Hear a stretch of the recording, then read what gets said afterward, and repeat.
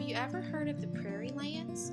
The Prairie Lands are a rural area of the United States that include Oklahoma, Kansas, Nebraska, Illinois, South Dakota, and North Dakota.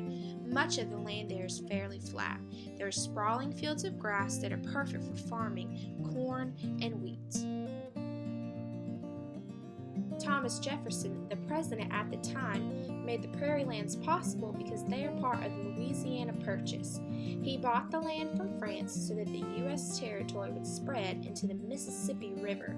The land cost $15 million, one of the biggest purchases in the country's history. In November of 1804, Jefferson is re-elected as president, where he hopes to resolve any issues and maintain American neutrality in the conflict between Great Britain and France.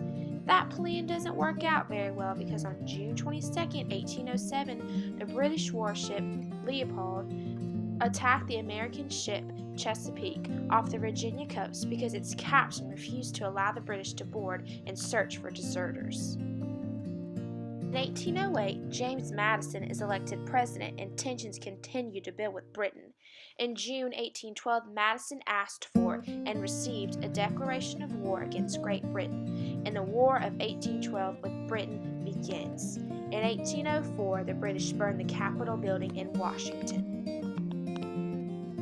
With all the tension rising overseas, the United States is also facing tension when it comes to the subject of slavery. Some of the states are being admitted as slave states, where slavery is allowed, and some states are being admitted as free states, where slavery is not allowed. In 1820, the Missouri Compromise took place, admitting Missouri as a slave state and Maine as a free state. Maine immediately gives rights to vote for an education to all male citizens. The compromise also prohibited slavery in the remainder of the Louisiana Purchase to the southern boundary of Missouri.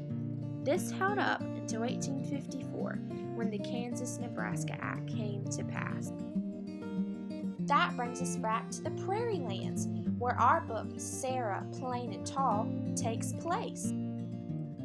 In a little house on the prairie lives Anna, who's a feisty older sister who's having to take more responsibility than she wants.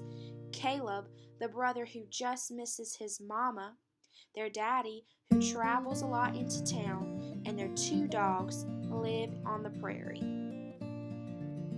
Anna and Caleb lost their mother when Caleb was just a day old.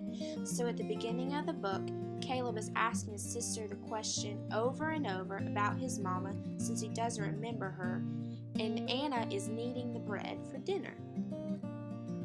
Anna and Caleb run up to their dad, Jacob, who's returning home from a trip into town on their buggy.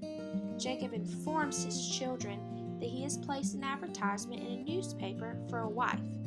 In the 1800s, women would sometimes answer an ad to be a mother and a wife to a family that did not have one. Jacob then read the children a letter from a woman named Sarah Elizabeth Wheaton, a woman from Maine who was answering the ad. Throughout the book, it discusses the life the family leads on the prairie, such as the storms that come and the weather and the changes they have to face. Want to know what the woman is like and if she becomes a wife and mother to the family in the Prairie Lands?